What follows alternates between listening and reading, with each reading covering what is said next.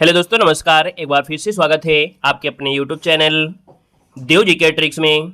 तो दोस्तों यहाँ पर देख सकते हैं कि हमने हिंदी साहित्य को अच्छी तरीके से कवर कर दिया है। ऑब्जेक्टिव क्वेश्चन के माध्यम से, पीवाईक्यू क्वेश्चन के माध्यम से, मॉडल पेपर के माध्यम से और आपके सिलेबस, साथ में यहाँ पर देखा जाए जो आपके प्रीवियस ईयर आपके पॉइंट रहे सब कुछ कवर कर दिया है। साथ साथ में आपका जो व्याकरण है उसको भी कवर करा दिया है। लास्ट में एक वीडियो आपको बचता है जो आपका हिंदी में जो आपका विविध है, यानी जब सब कुछ आप पढ़ लेते हो तो बस आपके दिमाग में आता है कि ये चीज़ें अगर एक साथ मिल जाए तो कितना अच्छा होगा। तो ये वीडियो आपका है, बिल्कुल छोटा वीडियो होगा।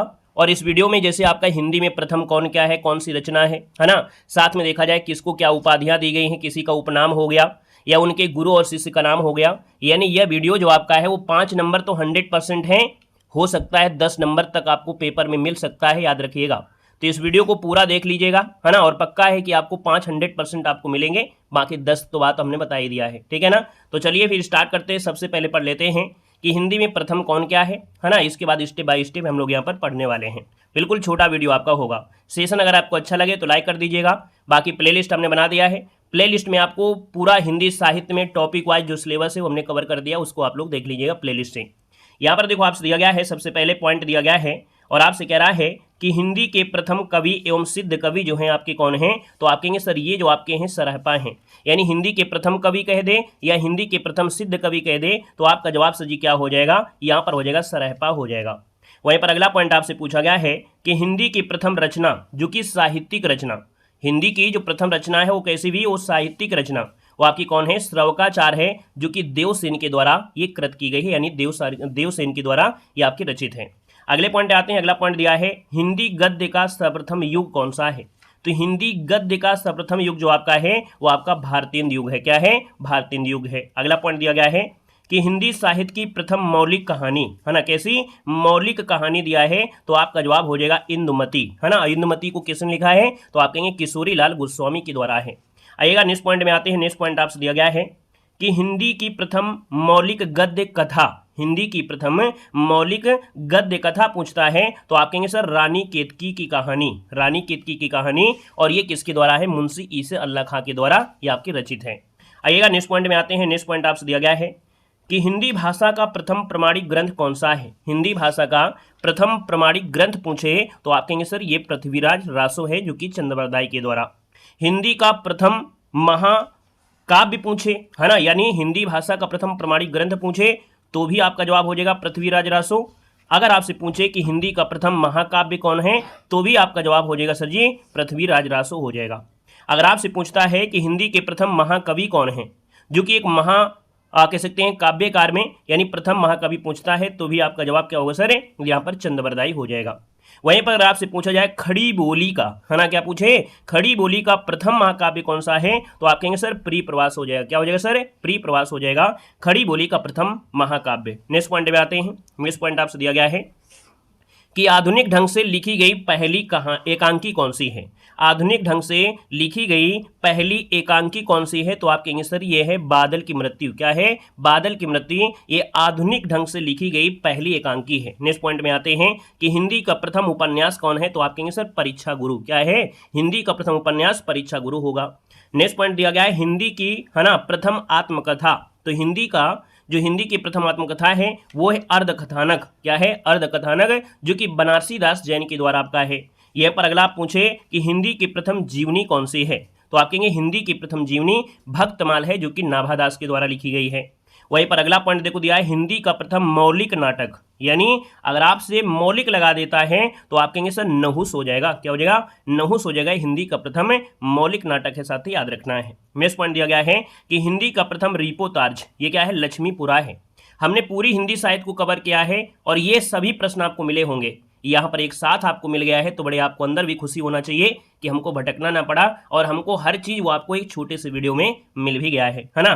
सेशन अगर आपको अच्छा लग रहा है तो भैया सेशन में इतने लाइक कर दीजिएगा ताकि अंतिम वीडियो में हमको खुशी मिले कि आप लोगों ने इतना सपोर्ट किया है, ठीक है ना।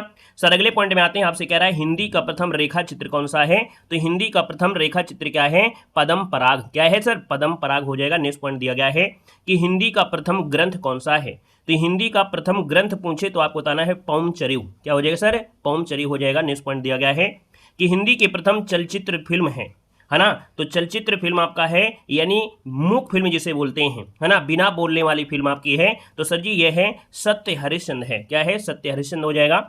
अगला है हिंदी की प्रथम बोलती हुई फिल्म कौन सी है? तो आपकी आलम आरा, ये बोलती हुई फिल्म है आलम आरा। नेक्स्ट पॉइंट दिया गया है कि हिंदी का प्रथम व्याकरण इनमें से कौन सा है? तो हिंदी के प्रथम व्याकरणकर्ता जो आपके हैं कौन है? जेसुआ केटलर। क्या हो जाएंगे सर? जेसुआ केटलर हो जाएंगे। नेक्स्ट पॉइंट में आते हैं। पॉइंट दिया गया है कि हिंदी बोली के, है ना, यानी देखा जाए हिंदी बोली खड़ी बोली, सॉरी पहला पॉइंट ये रह जा रहा है, खड़ी बोली हिंदी का प्रथम प्रयोक्ता कौन है? यानी खड़ी बोली हिंदी का प्रयोग जो सबसे पहले किया वो आपके अमीर खुसरो ने किया, जिनका जन्म एटा जनपद में आपका हुआ था, एटा जनपद में, है ना। यहाँ पर अगले पॉइंट में आते हैं कि खड़ी बोली के प्रथम कवि पूछे तो भी आपको जवाब देना है अमीर खुसरो ही देना है। वहीं पर अगला पॉइंट अगर यह पूछे आधुनिक खड़ी बोली के प्रथम कवि, क्या पूछे? अगर आपको लगा दिया जाए आधुनिक खड़ी बोली तो बस याद रखना है यहाँ पर श्रीधर पाठक हो जाएंगे। क्या हो जाएंगे सर? श्रीधर पाठक हो जाएंगे। हमने छायावाद युग में आपको बहुत अच्छे तरीके से श्रीधर पाठक को बताया है। यहाँ पर देखो दिया गया है, आपसे कह रहा है दोहा चौपाई का प्रथम प्रयोक्ता, यानी दोहा चौपाई का सबसे पहले जो प्रयोग किया था वो सरहपा ने किया था। किसने किया था? सरहपा ने किया था। नेक्स्ट पॉइंट दिया है हिंदी का प्रथम यात्रा साहित्य, है ना, आपने यात्रा व्रत पढ़ा है अच्छी तरीके से राहुल शक्रत्यान के बारे में, है ना, और कई लोगों के बारे में। तो इसमें होता है हिंदी का प्रथम यात्रा साहित्य कौन है? तो सरयू पार की यात्रा है। क्या है सर जी? सरयू पार की यात्रा। आगे बढ़ते हैं। क्वेश्चन दिया गया है कि हिंदी में प्रकाशित प्रथम समाचार पत्र कौन सा है? हिंदी में प्रकाशित प्रथम समाचार पत्र पूछा है तो सर ये उदंत मार्तंड है। क्या है? उदंत मार्तंड है, जो कि कलकत्ता से प्रकाशित होता था, है ना। और इसके जो संपादक थे वो कानपुर के पंडित जुगल किशोर आपके थे। हमने एक बात ये भी बताया था कि सर ये जो आपका हिंदी में प्रकाशित है ना ये कलकत्ता से हुआ था, लेकिन अगर आपसे पूछे सर यूपी में आपका जो पहला हिंदी समाचार था यूपी का, वो आपका था थत्ते नाम करके था, है ना। गोविंद थत्ते जो आपका है वो यूपी का पहला हिंदी का समाचार है ना। अगर आपसे बोले ये कि हिंदी क्षेत्र का पहला हिंदी समाचार तो आपको गोविंद थत्ते ही बताना है जो इलाहाबाद से होता था, क्योंकि ये जो कलकत्ता है वो बंगाल क्षेत्र का है, लेकिन है तो हिंदी। जैसा पूछे वैसे बताना है, गलती नहीं करके आना है। आइएगा सर, नेक्स्ट पॉइंट दिया गया है कि हिंदी की प्रथम पत्रिका कौन सी है? तो हिंदी की प्रथम पत्रिका है संवाद कौमुदी। क्या है सर? संवाद कौमुदी हो जाएगा। नेक्स्ट पॉइंट दिया है अपभ्रंश का भवभूत किसे कहते हैं? तो अपभ्रंश का भवभूत सर जी किसे कहते हैं? तो आपके पुष्य दंत को कहा जाता है। किसको कहते हैं सर जी? पुष्य दंत को कहते हैं। और अगला पॉइंट दिया गया है कि हिंदी का प्रथम स्वच्छंदतापूर्ण लेखन वाला कवि कौन है? यानी हिंदी का प्रथम स्वच्छंदतापूर्ण तरीके से लेखन वाला कवि जो आपका है वो रसखान हो जाएंगे। सर नेक्स्ट पॉइंट आपसे दिया गया और आपसे कह रहा है कि हिंदी को परास्नातक कक्षाओं में प्रारंभ करने वाला जो आपका कॉलेज है ये आपका है काशी हिंदू है। कौन है? ये काशी हिंदू विश्वविद्यालय जो आपका है ये हिंदी को परास्नातक कक्षाओं में प्रारंभ करने वाला पहला शिक्षण संस्थान है काशी हिंदू विश्वविद्यालय, याद रखिएगा। नेक्स्ट पॉइंट दिया गया है हिंदी की प्रथम भेंट वार्ता जो आपकी है वो कवि दर्शन है। हिंदी की प्रथम भेंट वार्ता सर जी कौन है? कवि दर्शन हो जाएगा। नेक्स्ट पॉइंट दिया है कि खड़ी बोली गद्य, है ना, क्या दिया है बात को समझिएगा। यहाँ से एक पॉइंट बनता है कि खड़ी बोली का प्रथम गद्य काव्य सर जी कौन है? गद्य काव्य पूछे तो आपका भाषा योग विशिष्ट हो जाता है।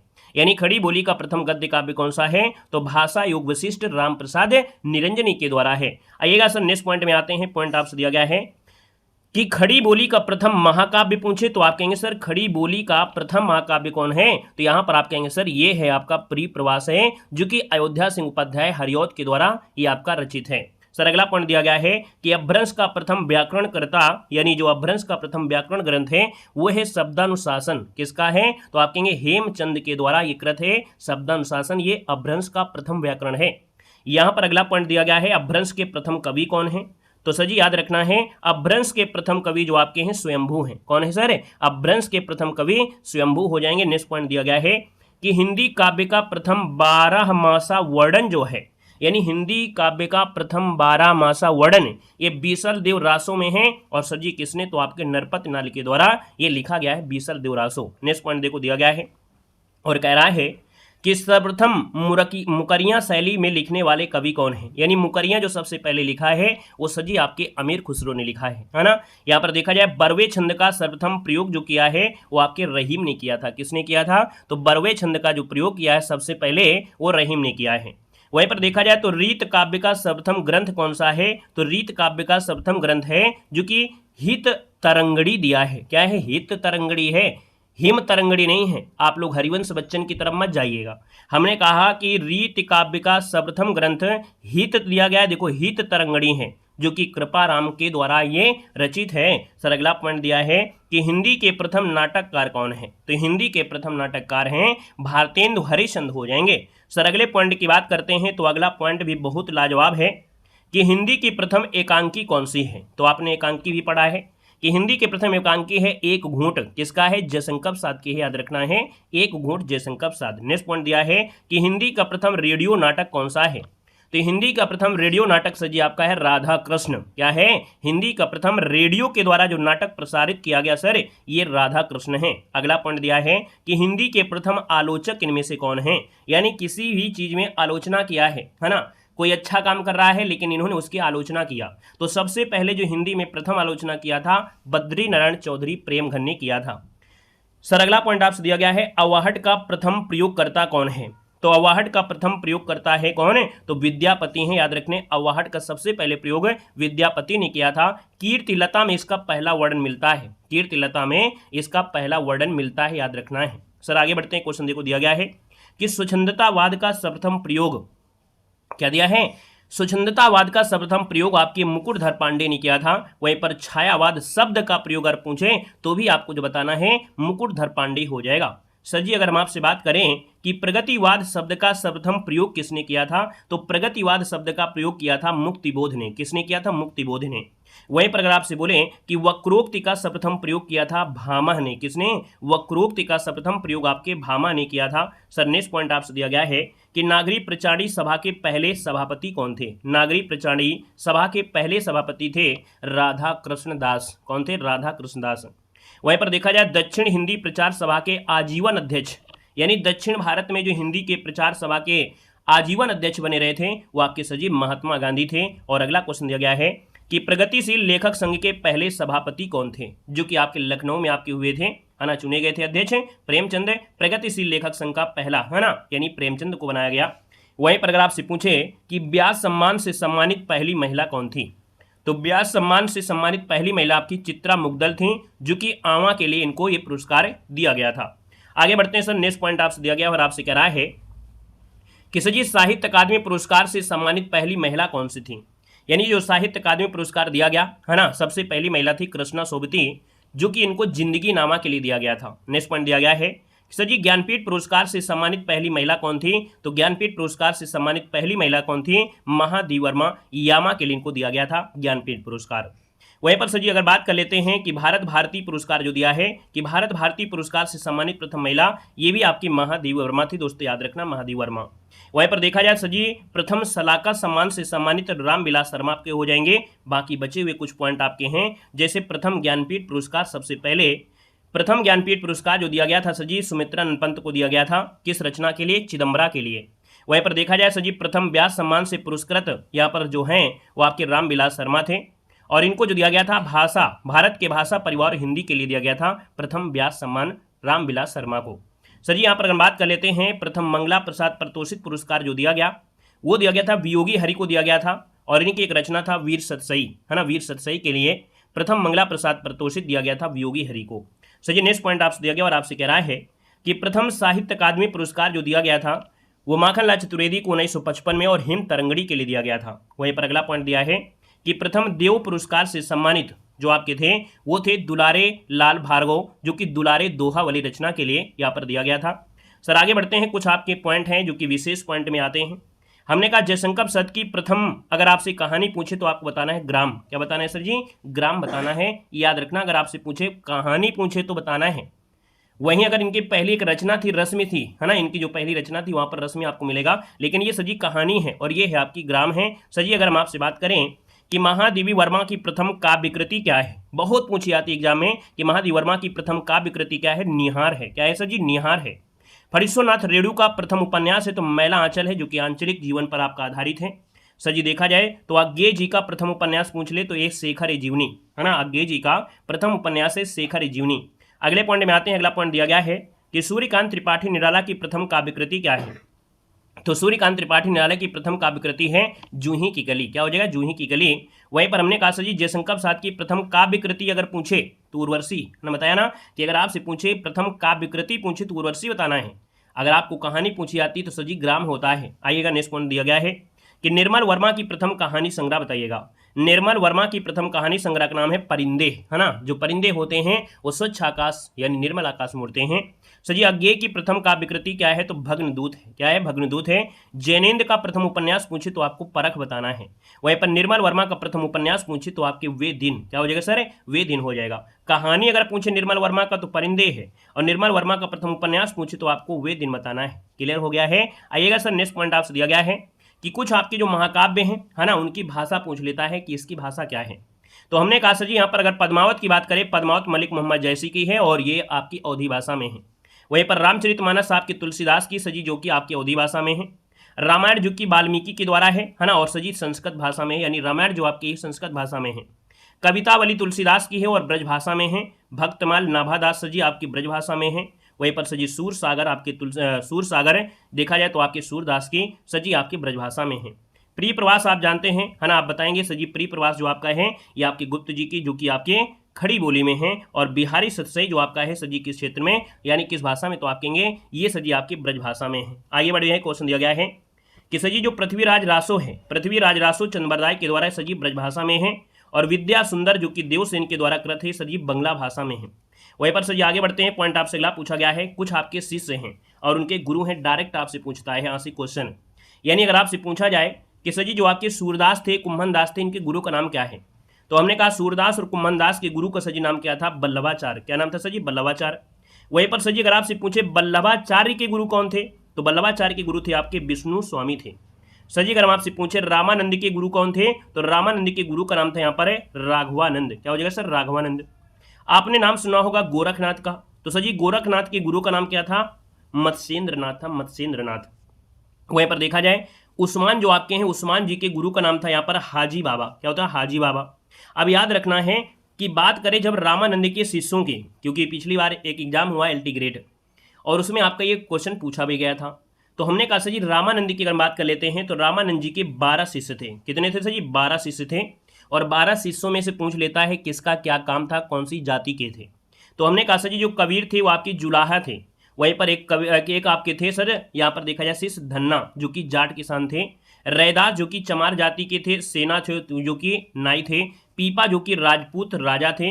और सर जी वहीं पर देखा जाए आपके पद्मावती, है ना, और साथ में सुरसरी।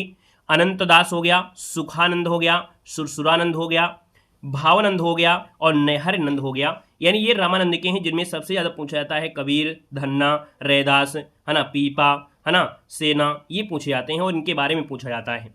सर आगे बढ़ते हैं। क्वेश्चन दिया है अगर पूछे कि सजी रामानुज, है ना, क्या दिया है? रामानुज के जो आपके गुरु थे वो आपके सजी थे यादव प्रकाश जो कि कांचीपुर। यहाँ पर अगर बात करते हैं एक पॉइंट आपको दिया है, ध्यान दें। क्या ध्यान देना है? प्रारंभ में इनके गुरु यादव प्रकाश थे, किंतु बाद में विचारों के मतभेद के बाद इन्होंने कांचीपुर को अपना गुरु बना लिया। यानी रामानुज के 2 गुरु थे, पहले तो यादव जी थे यानी यादव प्रकाश, लेकिन थोड़ी सी इनके विचार में मतभेद होने लगे। जब कहते हैं ज्ञान बढ़ जाता है तो फिर गुरु गुरु रहता है, चेला शक्कर हो जाता है, वैसे यहाँ पर हुआ और इनके मतभेद नहीं, मतलब इनके विचार नहीं मिलने लगे। तो इन्होंने भैया कहते हैं गुरु चेंज कर लिया, है ना, दूसरे गुरु बना लिया, यहाँ पर कांचीपुर को बनाया। यहाँ पर सर आगे बढ़ते हैं। क्वेश्चन दिया गया है आपसे, कह रहा है कि मलूक दास की गुरु की पूछा है। हमने कहा सर जी मलूक दास के गुरु क्या हैं? तो मलूक दास के हैं विठल, है ना, और इसके बाद दूसरे हो जाएंगे देवनाथ हो जाएंगे। सर जी निम्बकाचार्य के गुरु का नाम क्या है? तो निम्बकाचार्य के हैं नारद मुनि हैं।